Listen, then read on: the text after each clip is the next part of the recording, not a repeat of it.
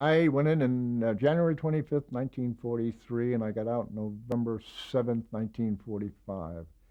I went in, I went to Paris Island, which we were told if we try to, escape or anything like that, there were sharks in the cove and this, that, and the other thing. As a matter of fact, one Marine did go over the hill, and they caught him out at the pig farm.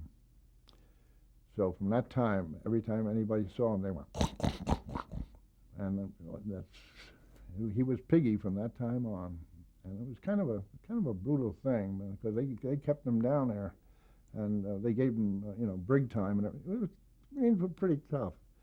But anyway, when I got an assignment, it said there's two branches of the Marine Corps, and Fleet Marines means that they are the artillery, I mean, the infantry. And Seagoing, of course, means seagoing. But when they said after my, I think it was 13 weeks of basic training, that I was going to sea school, I thought it was, I was going to be in the infantry because fleet, sea, and so forth.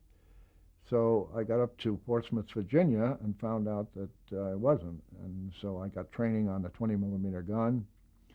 And short time after, two Marines jumped ship on USS Philadelphia, and I was one of their replacements. And about a week later, we went overseas.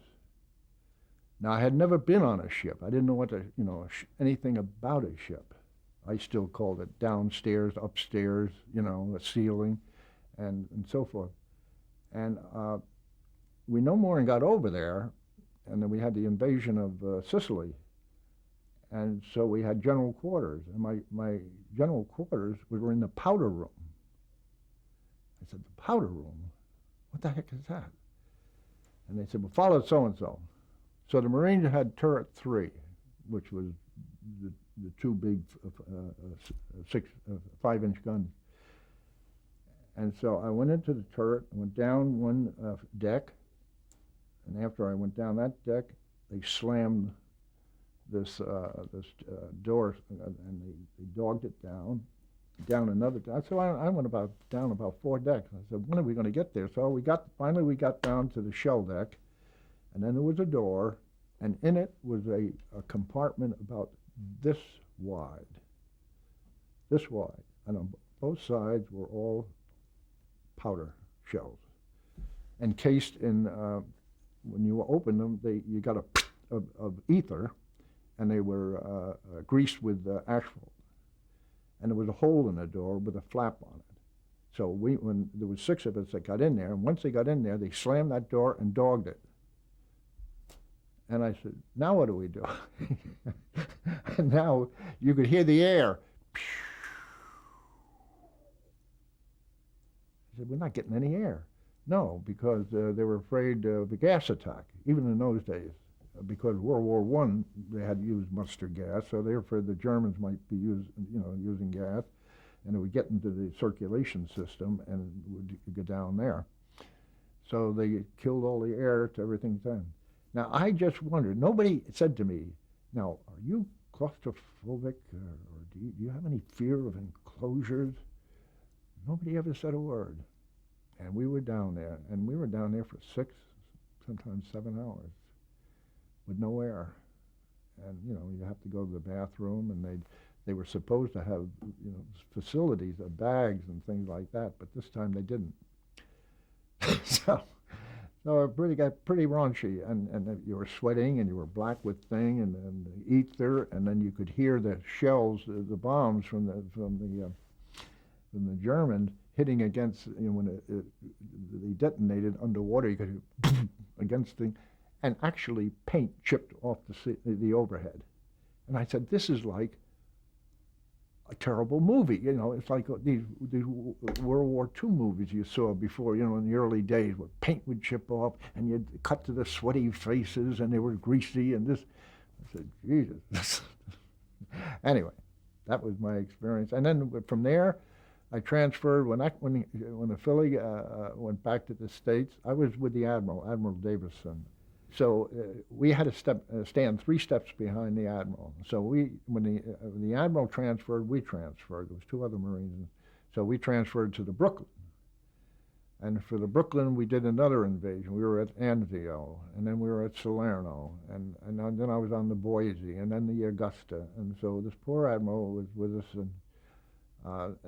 until we went from Anzio and to southern France for D-Day. But we were deplored as a, like Rommel was.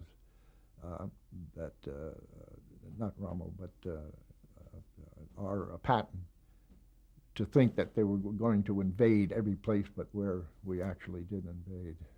I was his orderly.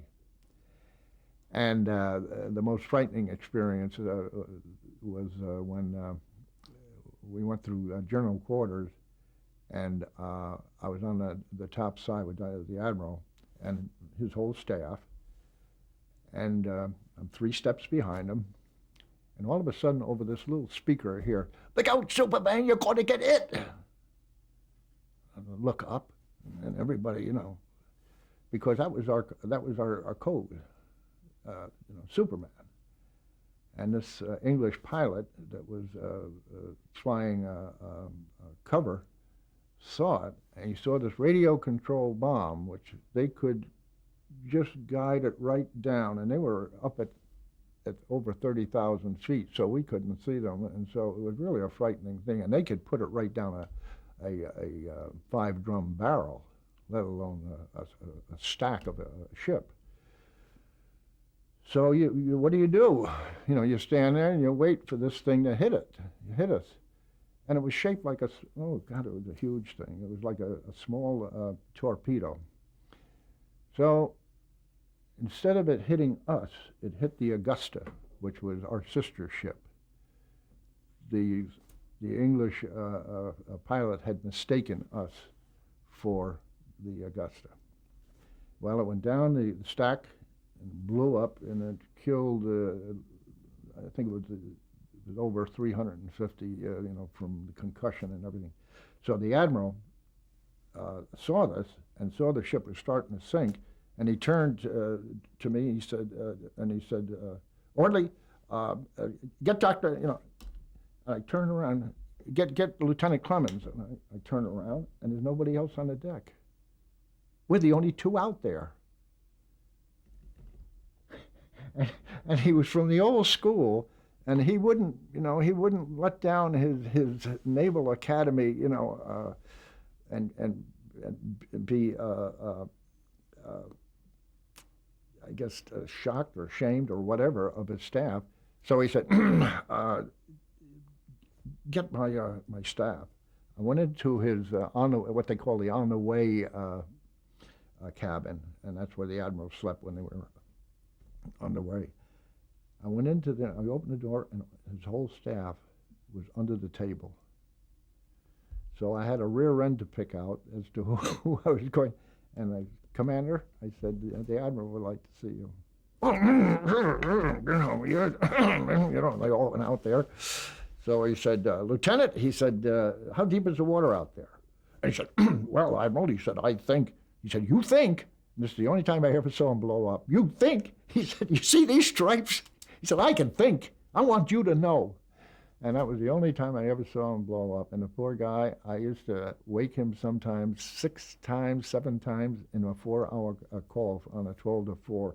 One time I said, "Admiral," I said, "just got a report that a torpedo scraped the bottom of the ship." He said, "Well, keep me informed." yeah, when we blow up, I'll keep it informed.